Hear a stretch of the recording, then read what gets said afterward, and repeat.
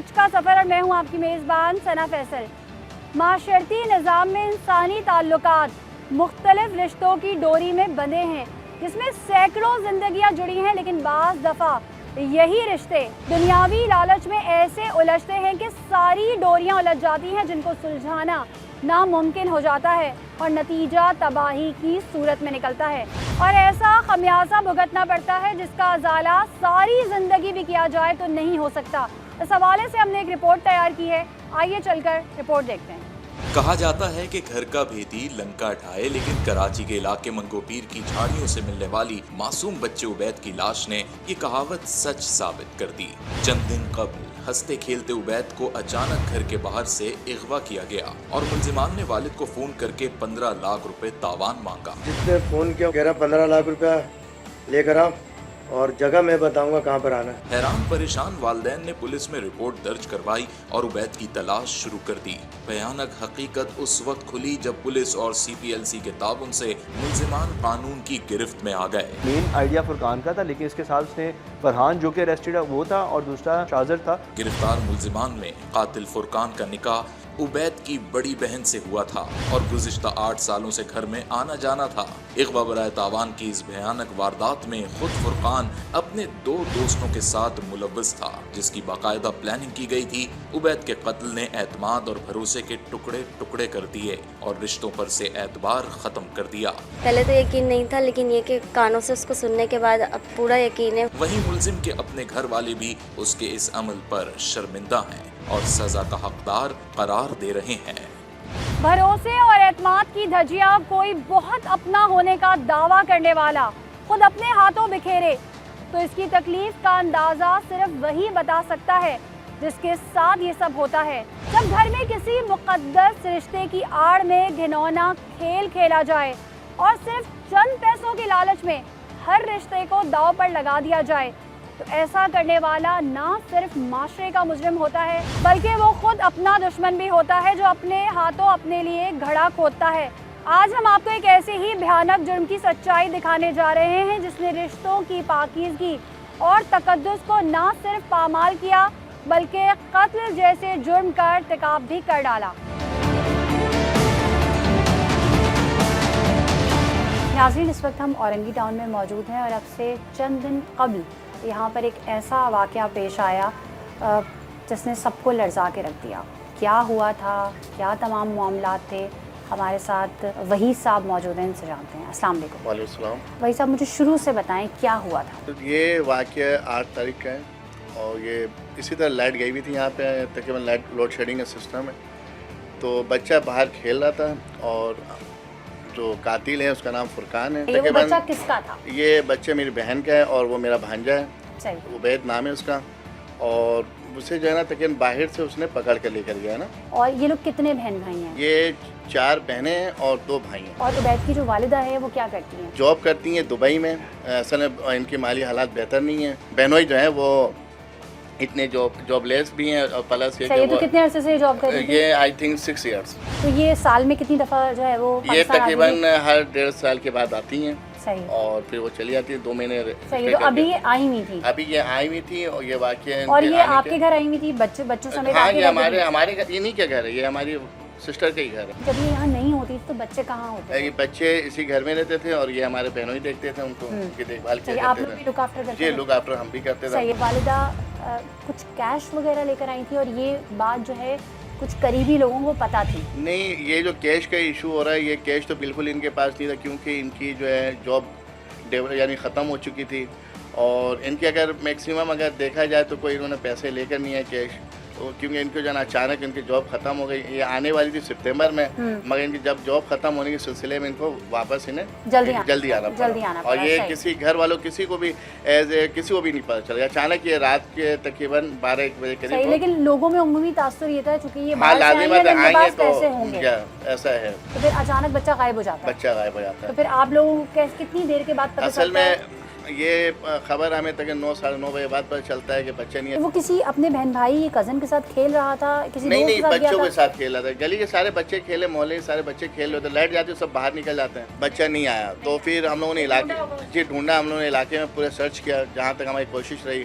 तकरीबन ये सर्चिंग का वाक़या फिर रिश्तेदारों में रिलेटिव में गए, तो वहाँ से भी हमें कोई जब बच्चे की इन्फॉर्मेशन नहीं मिला, तो इत्तेफाक से ये जो कातिल था ये हमारे बहुत क्लोज था। 8 साल से हमारे यहाँ आना जाना रहा है, और ये हमारी बड़ी भांजी है, उसके हस्बैंड लगते हैं, निकाह हुआ था, इससे अभी रुखसती नहीं हुई थी। उबैद की बहन का निकाह जिससे हुआ था, उसका नाम है फुरकान लड़के का। लेकिन ये तो आपको बाद में पता चला ना। फिर आप पुलिस के पास गए? मेरे ख्याल से 1 से 1.5 बजे करीब गए, जब सही, बच्चा उसी नहीं मिला। दिन 1 से 1.5 बजे आप पुलिस के पास गए और एफआईआर डेफिनेटली नामालूम अफराद के खिलाफ आपने कटवाई। कोई सीसीटीवी कैमरास आपकी गली में नहीं लगे जिनसे मॉनिटर किया गया? ऐसे असल में लाइट गई हुई थी, तो और भी हम लोगों ने सबसे मालूमात तो वैसे किया जहाँ जहाँ लगा था, तो सब कह रहे सीसीटीवी कैमरा तो है मगर फुटेज इसलिए ढूंढ रहे थे, तलाश कर रहे थे, तो वो शख्स भी आपके साथ मौजूद जी था? हमारे साथ ही साथ था वो, जबकि एफआईआर कटवाने भी वो हमारे साथ। उसके बाद आपको अखबार बराए तावान पर कॉल कैसे आई? अखबार बराए तावान पर ठीक हमारे पास 11:30 के करीब, यानी उसी दिन एफआईआर से पहले कॉल आई? उसी हाँ एफआईआर से पहले कॉल आई। तो किसी अननोन नंबर से थी? जी अननोन नंबर से थी। और क्या कहा उन्होंने?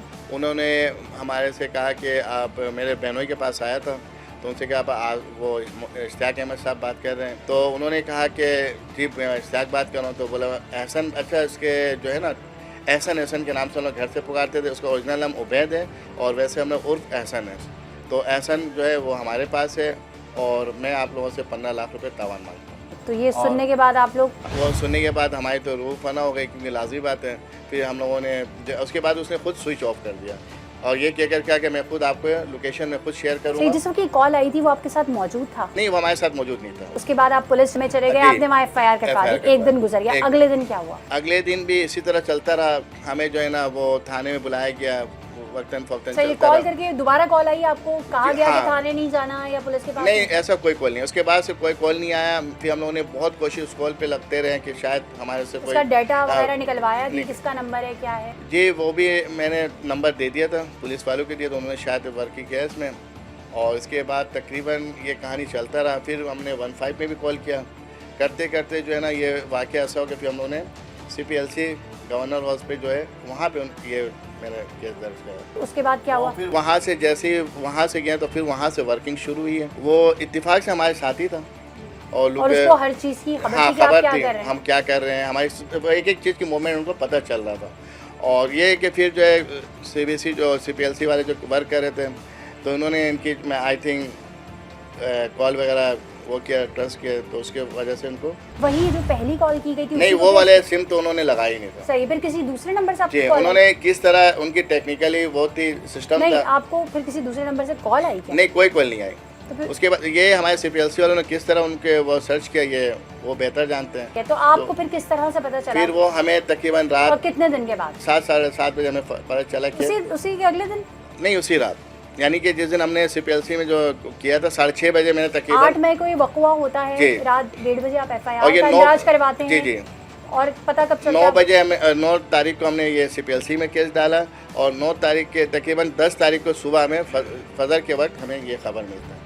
खबर क्या मिली आपको? खबर मिली कि आपके बच्चे इस दुनिया में नहीं रहे। मतलब एकदम से एक बच्चा अगवा होता है जी। जिसके लिए पैसे मांगे जाते हैं और फिर बच्चे को जान से मार दिया जाता है, ये तो एक्सेप्टेबल ही नहीं है ना कि नहीं, अचानक ये से तो बिल्कुल। और उन्होंने जो तफ्तीश की उसमें फिर आपको क्या बताया, किस तरह से बताया? उन्होंने तफ्तीश की कि फुरकान के घर वालों को भी उठाया था और भी इसमें तकरीबन 2 लड़के और शामिल हैं। सही, आपने खुद उनका नाम नहीं मेंशन किया, तो उन्होंने अपने मैंने कुछ नहीं किया, टेक्निकल जराये जराये से मालूमात किया और उनकी और भी इसमें शामिल थे, हमारे SP साहब भी शामिल थे, तो उन्होंने इस तरह की वर्क किया कि इनके। तो आपने पूछा नहीं इससे कि भाई तुमने इसको अगवा किया था पैसों के लिए, इसको मारा क्यों? जी, ये सवालात तो आपका उससे सामना हुआ? नहीं, हमारा उसका सामना नहीं हुआ, नहीं हुआ नहीं सामना, क्योंकि उन्होंने CPLC वालों ने कहाँ रखा, किधर रखा, हमें नहीं पता। लेकिन आपको जब उन्होंने जब हमें सिर्फ बताया ये कहा होगा कि वो आप जो है आपके लाश बॉडी जो है वो अब्बासी अस्पताल पहुंच गई है, मगर जो बॉडी हमने देखा वो अल्लाह पाक किसी के साथ इस तरह वाक़यात ना हो कि उनको बहुत बेदर्दी से कत्ल किया गया था, बहुत बेदर्दी से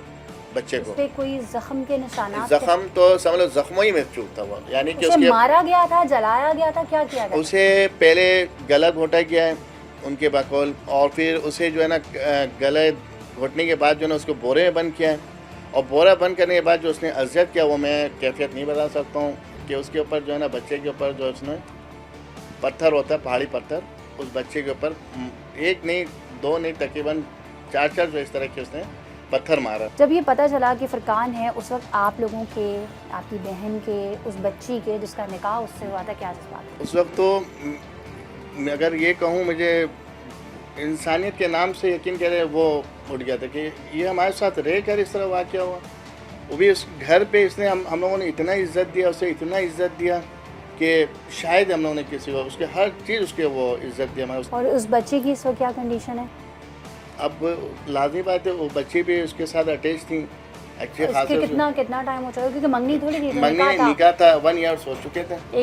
एक साल का एक अरसा साल का गुजर अरसा चुका गुजर था। चुका ये था। कहीं जानने वालों से रिश्ता आया था, कहीं बाहर से? नहीं, ये इनकी पसंद की है, मेरी भांजी ने पसंद किया था। फिर आपने उन्होंने पूछा अपनी भांजी को बिठा के क्या उसे ये इल्म था कि ये इस तरह की हरकत करने वाला नहीं, उन्हें भी कोई इल्म नहीं था इस तरह का, और वो भी इस तरह के शौक हुई थी। वो कह रही थी जब बॉडी भी हमने दफना दिया, सब कुछ कह रहे, तो वो यकीन नहीं कर रही थी कि ये फुरकान ने किया, क्योंकि फुरकान ने उसे हमेशा छोटा भाई जैसे रखा। ये बात नहीं है कि हमेशा घुमाता फिराता रहा, मगर इसके जहन में इस तरह कैसे फतूल चढ़ा, इस तरह के वाक़यात उसने कर दिया। सही। तो जो उसके साथ उसके साथी थे, उन्होंने क्या बताया कि ये प्लानिंग उन्होंने क्यों बनाई? ये प्लानिंग इन्होंने 20 दिन पहले से किया। 20 दिन पहले से प्लानिंग करा इन्होंने, जो इन्होंने तफ्तीश में बताया है। इससे पहले भी वाक़यात उन्होंने इसके साथ, बच्चे के साथ करने की कोशिश करा है। इसी बच्चे के साथ? इसी बच्चे के साथ 5 तारीख को इस बच्चे को लेकर गए हमारा औरंगी नाला, यहाँ पे बड़ा नाला है। उन्होंने कहा था इसको गला दबा के इसको इस नाले में फेंक देंगे। फिर इसने 8 तारीख को ये वाक़या तकरीबन 7:40 इस तरह लाइट गई हुई सही थी। है। और इसको किसने बताया था कि वो वहाँ से उनके पास इतने पैसे हैं जो ये दे दिए जाएंगे? ये तो खुद मुझे समझ नहीं आया कि उसको कैसे इल्म हुआ कि 15 लाख हमारे पास है या क्या कहानी है। बच्चे को ले जाते ही मार दिया था उसने, कह नहीं 9:30 बजे तक बच्चे कोई, उसको ये डर था कि कहीं ये मुझे पहचान क्योंकि जाएगा। पहचान चुका था, इसलिए कि ऐसा नहीं कि वो घर पे जाकर।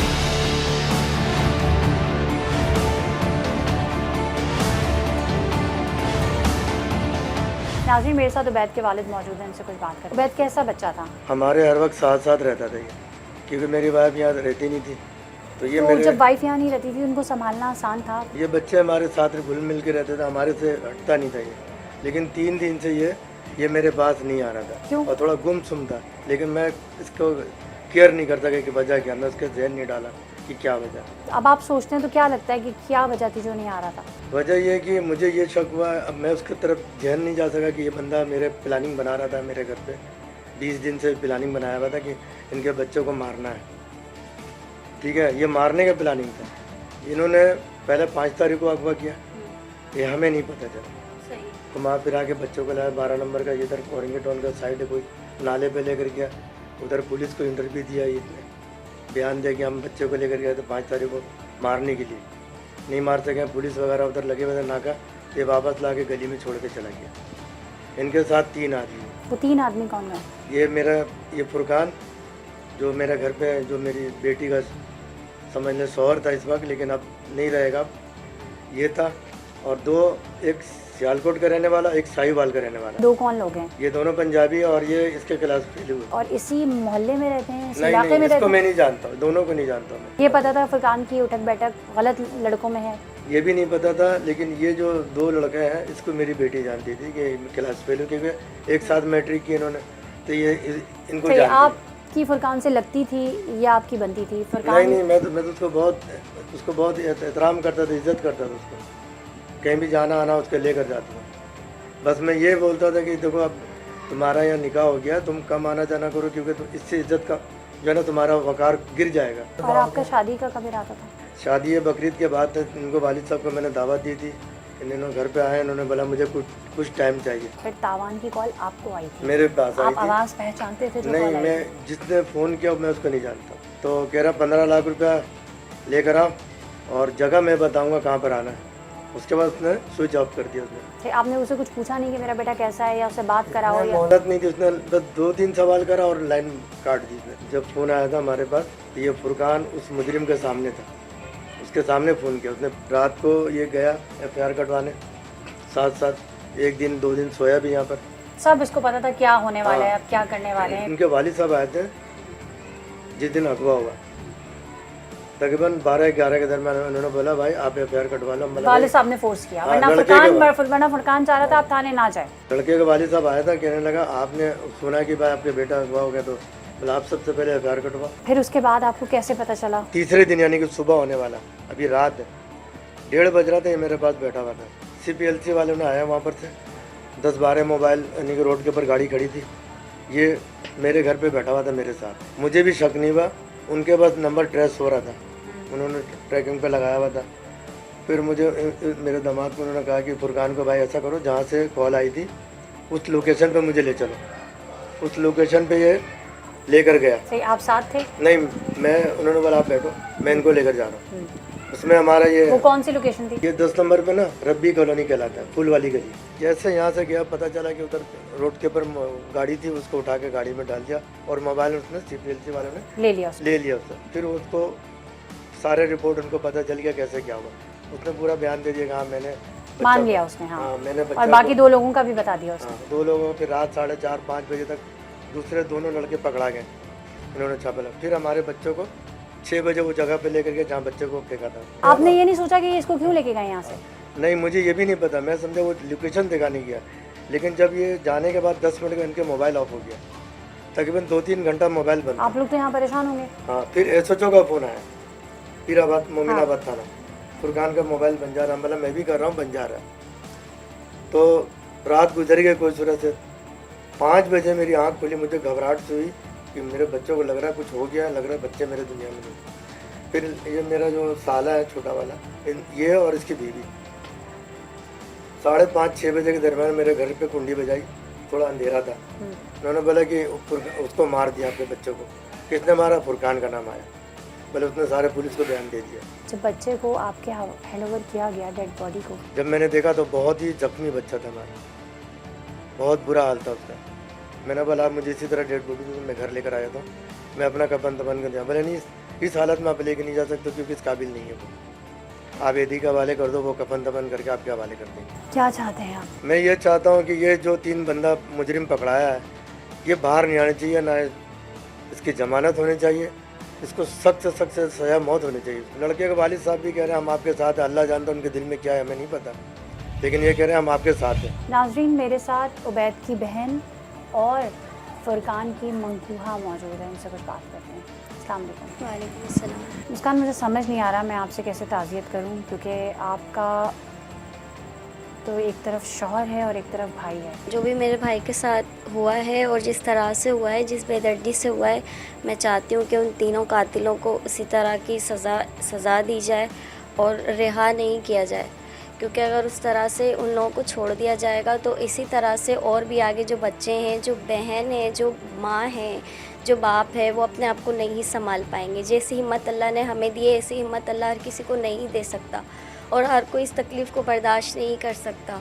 हमारा सबसे छोटा भाई था, हमारी जान है और मैंने ही एक तरह से उसको पाला है और जितनी बेदर्दी से उसके साथ जो भी हुआ है और जिस तरह से उसके साथ किया गया, उस छोटे बच्चे का भरोसा तोड़ा गया है और आखिरी लम्हे में भी उसने उसी शख्स का नाम लिया जो उसको मारने के लिए लेके जा रहा था, जो लेके जा रहा था उसे। मैं चाहती हूँ कि उसको सख्त से सख्त सज़ा दी जाए, रिहा किसी सूरत में नहीं किया जाए, किसी सूरत में नहीं। जाहिर सी बात है, आप उसके निकाह में थी, तो क्या आपको लगता था कि फितरतन फुरकान इस तरह का है कि वो किसी की जान भी ले सकता है? फुरकान के बारे में जो भी चीज़ थी, अब तो वो कुछ भी समझ नहीं आ रहा, अब जो भी उसने किया है। कभी उसके रवैये से महसूस हुआ कि वो सेल्फिश है या किसी की जान ले सकता है, किसी को तकलीफ़ पहुंचा सकता है? इस वाक़े को अगर हटा के देखें तो आपने उसे कैसा इंसान पाया? जिस तरह वो था उसको मैंने बहुत तब्दील किया है, बहुत चेंज किया है। उसकी गैदरिंग अच्छी नहीं थी, बहुत चीज़ों में बदलाव लेकर मैं खुद आई थी और तब्दील हो गया था वो, लेकिन अब वो जो है दोबारा उन्हीं चीज़ों में पड़ गया था। पहले से उसकी थोड़ी सी क्रिमिनल एक्टिविटीज़ थी? उसका बैकग्राउंड जो था, जो उसके दोस्त वगैरह थे, वो बिल्कुल अच्छे नहीं थे।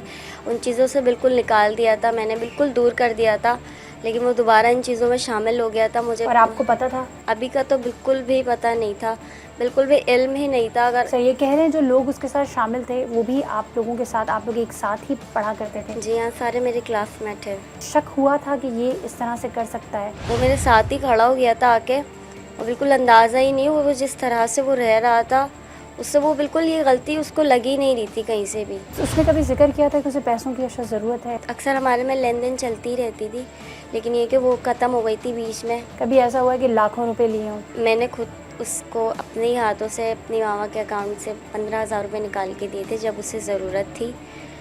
तो मैंने खुद बग़ैर घर में बताए उसे दिए थे वो पैसे। उसके बाद जो है 2-3 महीने बाद ही उनके ही अकाउंट से कुछ पैसे निकल गए थे, लाख रुपए के करीब मेरी मामा के अकाउंट से पैसे निकल गए। एटीएम कार्ड उसके पास होता था वालिदा का? एटीएम कार्ड मेरे पास होता था, लेकिन मेरे पास भी कोई लॉकर में नहीं होता था, सामने ही रखती थी। ये कि पासवर्ड वगैरह पता था उनको? जी, उसको बहुत मतलब एक तरीके से वो भाई था इस घर में सबका। और वालिदा उनके साथ कुछ कैश वैश भी जमा करवाने गई थी? जी, हमारे साथ, मेरे साथ खुद कितनी दफ़ा वो गया है पैसे लेकर आना जाना। अक्सर कभी पापा नहीं होते थे तो मैं खुद उसके साथ जाती थी। तो यानी उसे हर चीज़ पता थी? जी। तो इसको ये पैसे मांगते हुए पता था कि यहाँ से मुझे इतने पैसे मिल जाएंगे, इसलिए इसने ये स्टेप उठाया था? जी, उसे पता थी ये बात। तो ये जब आपको पता चला कि इस पूरे वाक़े में फुरकान इन्वॉल्व है, पहले तो यकीन नहीं था, लेकिन ये कि कानों से उसको सुनने के बाद अब पूरा यकीन है। आप मिलने गए उससे? हमारी बात हो गई थी, तो जो भी था।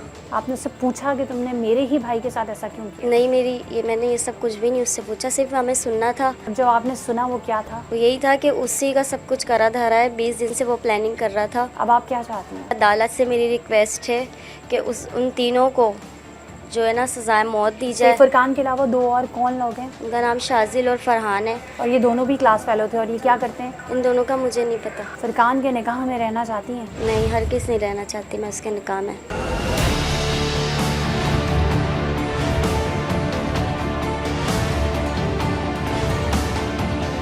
नाज़रीन, हमारे साथ 12 साल उबैद की बदकिस्मत माँ मौजूद है, उनसे कुछ बात करते हैं। अस्सलाम वालेकुम। उबैद बच्चों में कौन से नंबर पे था? सबसे छोटा मेरा बच्चा था। जो छोटे बच्चे होते हैं वो उम्मी तौर पे माँ बाप के बड़े लाडले होते हैं। बहुत ज़्यादा लाडला था हमारा, बहुत ज़्यादा। क्या कह के बुलाती थी आप उसे? ओरिजिनल नाम इसका उबैद है और घर में हम प्यार से उसको एहसन बुलाते हैं। जब आप वापस आई कितने दिन उसके साथ गुजारे? मैंने ज़्यादा दिन उसके साथ नहीं गुजारा, क्योंकि मेरे आने के बाद मेरी तबीयत खुद बहुत ख़राब हो गई थी, शुगर बढ़ गए थे मुझे, और फिर मैं ज़्यादा दिन बीमार थी। उसके बाद कुछ दिन ही जो मैं इसके साथ अच्छा वक्त गुजारी, और वो मुझे मुन्नी करके पुकारता था और मेरे साथ ही रहता था। जब मैं आती थी तो अपने सब भाई बहनों को, पापा को, सबको भूलकर वो मेरे पास ही रहता था। आपको कैसे पता चला, किस टाइम पता चला कि भाई ये उबैद मिल नहीं रहा है, कहीं गायब हो गया है? 5 साढ़े 5 बजे बच्चे को मैं नहलाई हूँ, नहलाकर उसको जो है मैं लेट गई थोड़ी देर के लिए, वो बाहर चले गया। मगर दिल में ऐसी घबराहट और ऐसी बेचैनी हो रही थी मुझे कि मैं समझ नहीं पा रही थी कि क्या कोई लम्हा होने वाला, क्या होने वाला, मुझे किसी चीज़ का इल्म नहीं था। और फिर उसके बाद मेरा खाना आगे, रोटी बनाई, मैं दाल बनाई। मैंने बोला चलो मैं बच्चे को बुला के खाना खिला दूँ। मेरे बड़े वाला बेटा है, उससे 2 साल बड़ा, उसने बोला अम्मी एहसन कहाँ है? तो मैंने बोला देखो बाहर खेला लेकर आओ। जब हम बोला अम्मी एहसन नहीं नज़र आ रहा कहीं पे भी। फिर मैं बाहर निकली, देखी चारों तरफ मैं घूमी, क्योंकि वो मैं आई थी काफ़ी दिनों के बाद। मेरा दिल का, जिगर का टुकड़ा अगर एक पल को भी मुझसे दूर हो जाता तो मुझे अच्छा नहीं लगता। तो मैं चारों तरफ ढूंढने के बाद बहुत मैंने उसको ढूंढा।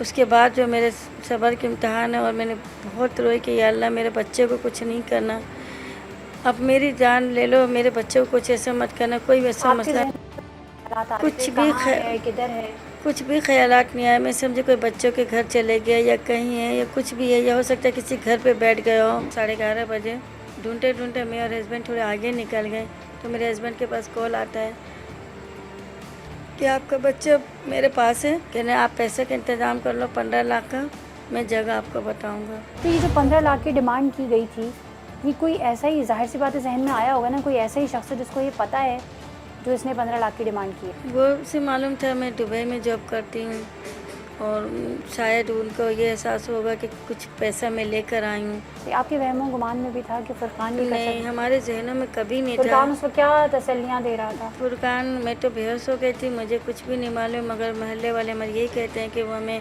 उठाया और उन्होंने कहा कि आंटी आप फिक्र नहीं करो, मैं आपका मुन्ना मैं आपको ला के दूँगा। मगर मुन्ना को वो कहाँ से लाएगा, उस टाइम तो वो कत्ल कर चुका था। आप उसके साथ कुछ पैसे वगैरह जमा कराने बैंक गई थी? नहीं, मैं कभी उसके साथ ना पैसे जमा करवाने गई, तो और मैं जब जॉब करती तो मेरा पैसा मैं किसी अकाउंट में ही डायरेक्ट जमा करवाती थी। सही है। आपका ATM कार्ड वगैरह उसके पास? नहीं, कुछ भी नहीं है, ना ATM कार्ड होता था, ना कुछ भी, मेरे कुछ भी नहीं। मेरा खुद बैंक अकाउंट मेरे पास होता था। फिर आपको कब पता चला कि ये जो तमाम काम है ये फुरकान ने किया है? जुमरात की रात को 1 बजे मेरा भाई कह रहा है कि इसमें मनोवेश आपका दामाद फुरकान है। आपने उससे एक दफ़ा पूछा नहीं? मुझे पूछने का मौका ही नहीं मिला कि मैं उससे पूछती हूँ। जिस बच्चे 8 साल के मेरे बच्चे की मोहब्बत थी, फिर 1.5 साल हुआ निकाह को, 2 साल हो गए मंगने को, उसके बावजूद भी मैं बिल्कुल यकीन नहीं करती कि वो लड़का मेरे बच्चे के, मेरे मासूम बच्चे जिसको बहुत प्यार करता था, और मेरा बच्चा भी इसको बहुत ज़्यादा प्यार करता था,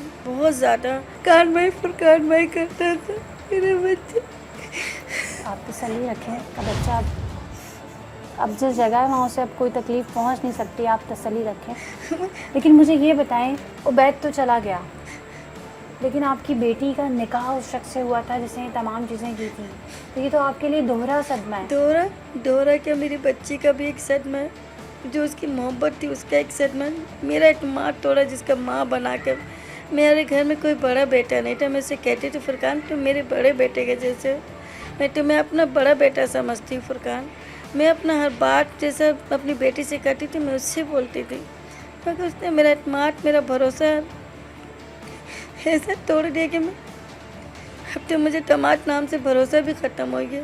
आप क्या चाहती हैं? मैं इस मुल्क के जो कानून है उससे अपने बेटे की, जिस तरह को उसने मेरे बच्चों को मारा है, मैं चाहती हूँ उसे भी इसी तरीके से फांसी की सजा हो। ये जहन में आता है कि काश पैसे ले लेता तो बच्चा तो मैं देता। यही दुआ करती थी कि भले ही मेरा पैसा, मेरा सब कुछ ले लो, मगर मुझे मेरा बच्चा मुझे वापस कर। उबैद को जब आप लोगों को दिया गया उस वक्त उसकी बॉडी पे कैसे निशानात थे? बहुत बेदर्दी से मारा था मेरे बच्चे को, पत्थर से कुचल दिया था, जाली में गला घोट के पत्थर से कुचल दिया था। नाज़रीन, ये एतबार और भरोसे, एतमाद, यकीन के ऐसे रिश्तों की कहानियाँ हैं जिसपे होने के बावजूद यकीन नहीं आ रहा कि ये इस तरह से हुआ है और इस शख्स ने किया है। इस शख्स के वालिद भी मेरे साथ मौजूद हैं, उनसे कुछ बात करते हैं। नाज़रीन, मेरे साथ फुरकान के वालिद साहब मौजूद हैं, इनसे कुछ बात करते हैं। अस्सलाम वालेकुम। ये जो रिश्ता तय किया गया था फुरकान का उबैद की बहन से, तो ये उसकी फुरकान की पसंद से किया गया था या आप लोगों ने ये रिश्ता? मैं स्कूल में ही शादी पढ़ते थे, तो ये वहीं से मतलब इनकी दोस्ती थी जो भी। सही है, तो आप भी इसी मोहल्ले में रहते हैं? मैं थोड़ा सा आगे रहता। थोड़ा सा आगे रहते हैं। फुरकान कितने बहन भाई हैं? 6 भाई हैं, 2 बहनें। फुरकान करता क्या था? फुरकान लेथ मशीन का मेरे पास काम करता था। माहाना उसकी क्या आमदनी थी? तकरीबन उसको 600-700 रुपये रोज़ देता था मैं उसके खर्चे के लिए बस। आपको क्या लगता है कि ऐसी कौन सी मजबूरी आ गई जो उसने इस किस्म का कदम उठाया? मैम ये ना असल में जो इसके दोस्त जो थे ना, जो 2 पकड़े गए हैं साथ इसके, उन्होंने इससे पहले भी किसी बच्ची वगैरह को हमें पता चला कि उन्होंने अगवा करा था। जो प्लान बनाया आपके इल्म में था कि इस तरह की? मैम अगर होता तो हमें ऐसा अल्लाह ना करे, हम तो खुद उसको सख्त सज़ा दिलवाने के लिए तैयार हैं। सही, तो जब आपको पता चला कि आपका बेटा इन्वॉल्व है तो? आप यकीन करें, मैं एक दफ़ा बस उन्होंने वो कपड़े के लिए बुलवाया था थाने, उसके बाद मैं उसको देखने भी नहीं गया। और मैंने आज भी ना इश्तियाक भाई को बोला, मैं कल भी मीडिया आई, कल भी मैंने यही कहा कि भाई हर सूरत में हम उसको सज़ा दिलवा के रहेंगे उन सबको। सही, लेकिन दिल में तकलीफ और दर्द तो होता है ना, आपका अपना बेटा, दूसरी तरफ और क्लोज लोग। मैम मेरे को ना अपने बेटे का इतना ख्वाब नहीं है जितना उस बच्चे का ज़्यादा कर। वो मारें कुछ भी करें, और बाखुदा आप यकीन करें, जब उन पुलिस वाले मतलब इनको हाथ किया, जब ऑन द स्पॉट जो है ना इनको हम मार देते हैं बंदे को। मैंने बोला सर मार देते बच्चे की जो वालिदा है, उस पर एक यानी उन्होंने बेटा बना के रखा हुआ था। और जब बैंक में पैसे जमा कराने गई हैं, हमें नहीं मालूम, वो साथ ही लेके गई हैं, यानी कि वो अपने शौहर को लेके नहीं गई। उसके ऊपर इतना इत्मीनान था कि वो उनका ये दुबई में रहती थी, इनका ATM उसकी जेब में पड़ा रहता था, घर में पैसे की ज़रूरत होती वो निकाल के लेकर। तो जब उसने धोखा नहीं किया तो अब क्यों किया? पता नहीं लालच आ गया, जब 15 लाख रुपए ये साथ जमा कराने गए। तो आपको लगता है कि गलत सोहबत की वजह से ऐसा हुआ है फुरकान के दोस्तों? नहीं, ये जो दोस्त है ना इसके, यहाँ इनको फुल यानी कि ना ये तो पहले से ही मतलब डिफ़ॉल्टर हैं, सब घर वाले हमारे इनके साथ हैं।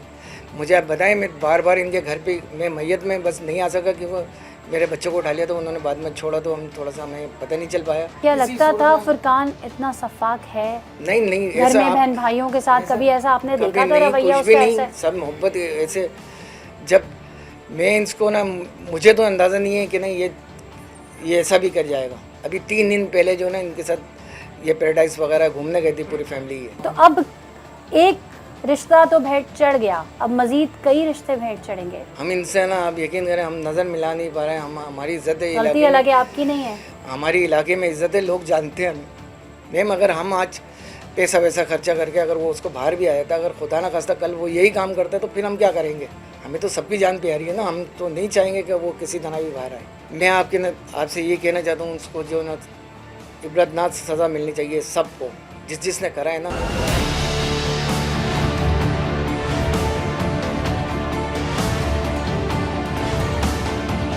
नाज़रीन, हमारे साथ एसपी इन्वेस्टिगेशन ज़फ़र सिद्दीक साहब मौजूद हैं। अस्सलाम वालेकुम। आपके टाइम का बहुत शुक्रिया। ज़फ़र साहब, पिछले दिनों आपने एक केस सॉल्व किया था जिसमें एक बच्चा गुम हो गया था और उस बच्चे को जिसने बेसिकली किडनैप किया था वो उन्हीं का अपना बंदा था और उनके साथ मिलकर जो है वो ढूंढ रहा था उस बच्चे को। तो ऐसे में उस केस को सॉल्व करना कितना मुश्किल था? रिपोर्ट कैसे हुआ और सॉल्व कैसे हुआ? एक police station Korangi district west में एक FIR हुई थी 364A की, जिसमें एक बच्चा जो कि जिसकी उम्र 12 साल थी, उसका नाम उबैद है, वो किडनैप हो गया था। किडनैप होने के कुछ देर बाद उनको किडनैपिंग फॉर रैंसम की कॉल आई थी, जिसमें किडनैपर ने 15 लाख रुपए डिमांड किया था। तो मैं उस वक्त SSP AVCC CIA कराची था और हमारा जो AVCC का काम है वो किडनैपिंग फॉर रैंसम के जितने भी केसेस होते हैं पूरे कराची में उसको डिटेक्ट भी करना और उनको इन्वेस्टिगेट करना होता है। तो ये केस अभी हमारे पास ट्रांसफ़र नहीं हुआ था, लेकिन अनऑफिशियली हमें पता चल गया था कि रैंसम की कॉल आ गई है और हमारा नॉर्मली भी होता है जब रैंसम की कॉल आई थी हम काम करना शुरू कर देते हैं। फुरकान को आपने अरेस्ट किया, तो फुरकान उन्हीं की फैमिली का मेंबर था, तो कोई रेजिस्टेंस नहीं हुई? कोई रेजिस्टेंस भी नहीं आई और हमने बताया भी नहीं था उनकी फैमिली को। जब तक हमारा टारगेट मेच्योर और उसके बाद उससे हमें इन्फॉर्मेशन फर्दर मेच्योर हो जाए तब तक हम फैमिली को इन्वॉल्व नहीं करते। किडनैपिंग फॉर रैंसम में हम चीज़ों को बड़ा सिक्योरिटिव लेके चलते हैं। जो डेड बॉडी थी वो कहाँ से मिली थी? वो हमें मंगू पीर का एरिया है, झाड़ियों से मिली थी और उसको डेड बॉडी इस हालत में थी कि हम बड़ा अफसोस, अनफॉर्चुनेटली वो एक बोरी के अंदर उन्होंने बंद की हुई थी। सही है। और उसकी कंडीशन ऐसी थी कि अगर किसी और को मिलती तो कोई आइडेंटिफाई नहीं कर पाता? नहीं, आइडेंटिफाइबल थी, लेकिन बोरी के अंदर बंद थी और उसके इर्द गिर्द हमने जब पहुंचे तो सुबह के टाइम जो स्ट्रे डॉग्स होते हैं वो भी घूम फिर रहे थे। तो अगर ज़्यादा टाइम गुजरता तो मेरा ख्याल है कि वो डेड बॉडी या तो ख़राब हो जाती या वहाँ से डिस्प्लेस हो जाती। उसने बताया कि क्या वजह थी जो इसने इसको मार दिया? इनके पास इन्फॉर्मेशन थी कि इसकी वालदा के पास 15 लाख रुपए हैं और इनके पास किडनैप करने के बाद कोई जगह नहीं थी रखने की। तो फुरकान ने ही आइडिया दिया कि हमारे पास ना तो जगह है, दूसरा ये कि जब मैं इनको हम किडनैप कर लेंगे तो मुझे पहचान लेगा, वापस आएगा तो बता देगा। तो इन्होंने किडनैप करने से पहले ही उसको मारने का प्लान बना लिया था। अच्छा, बेसिकली प्रोग्राम था किसका कि इस तरह से इसको किडनैप करेंगे और फिर उनकी वालिदा से पैसे मांगेंगे? ये फुरकान का ही प्लान ये था? फुरकान का ही था, मेन आइडिया फुरकान का था, लेकिन इसके साथ उसने फरहान जो कि अरेस्टेड है वो था और दूसरा जो शाजर था वो तीसरा। अच्छा, ये दो लोग उसके साथ थे, उनकी कोई क्रिमिनल हिस्ट्री भी है? जी बिल्कुल, जो शाजर और फरहान है वो इससे पहले भी एक किडनैपिंग फॉर रैंसम के केस में इन्वॉल्व रहे हैं, लेकिन उस वक्त ये अरेस्ट नहीं हुए थे। ये इन्होंने एक्सेप्ट भी किया था और इनके गैंग में और भी 6-7 लोग हैं, कुछ औरतें भी हैं, लड़कियां भी हैं। तो ये एक बड़ा गैंग है, वो पहले भी किडनैपिंग फॉर रैंसम बच्चे की ही कर चुके हैं। अच्छा, बच्चे की जब डेड बॉडी रिकवर की तो आपने पूछा कि किस तरीके से बच्चे को मारा गया?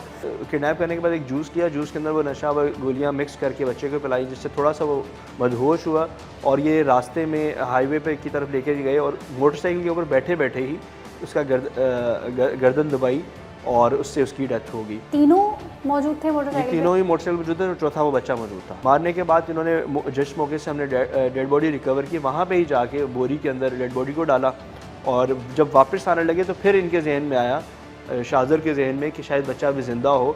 तो ये वापस गया और बड़ा पत्थर उसके ऊपर 3 दफ़ा उसके सर के ऊपर मारा है, तो जो कि बहुत अनफॉर्चुनेट और बड़ा पेनफुल था हमारे लिए देखना। तो इसमें कत्ल भी है, इसमें किडनैपिंग भी है, तो क्या क्या दफात लगती है और उसके मुताबिक क्या सज़ाएं? किडनैपिंग फॉर रैंसम की है 365A, क्योंकि ज़्यादा लोग हैं, 365A 34 और 302 और इनकी मैक्सिमम जो, और ये 780A भी लगेगा क्योंकि किडनैपिंग फॉर रैंसम के साथ 780A भी लगता है। तो ये ट्रायल जो है 80A एंटी टेररिस्ट कोर्ट में चलेगा और इसकी जो मैक्सिमम पनिशमेंट है वो कैपिटल पनिशमेंट है। जो लोग जुर्म करते हैं और ये सोच के करते हैं कि शायद वो कभी पकड़ में नहीं आएंगे, उन्हें क्या मैसेज देना चाहते हैं? जुर्म कोई भी है वो अपना ट्रेस छोड़ कर जाता है और हमारे पुलिस पे या जो लॉ इन्फोर्समेंट एजेंसीज़ हैं, इन्वेस्टिगेटिव एजेंसीज़ हैं, वो अगर नेक नीयत के साथ मेहनत करें तो कोई भी क्राइम ऐसा नहीं जो डिटेक्ट ना हो सके। टाइम देर लग सकती है लेकिन अंधेर नहीं हो सकती। इस सारे वाक़े में मासूम 12 साला उबैद को महज चंद रुपए के लालच में जिंदगी से महरूम कर दिया गया। इख्वा बराए तावान की ये वारदात करने वाले मुल्ज़िमान इस बात से भी अच्छी तरह वाकिफ थे कि उबैद के घर वालों से कितना कैश वसूल किया जा सकता है।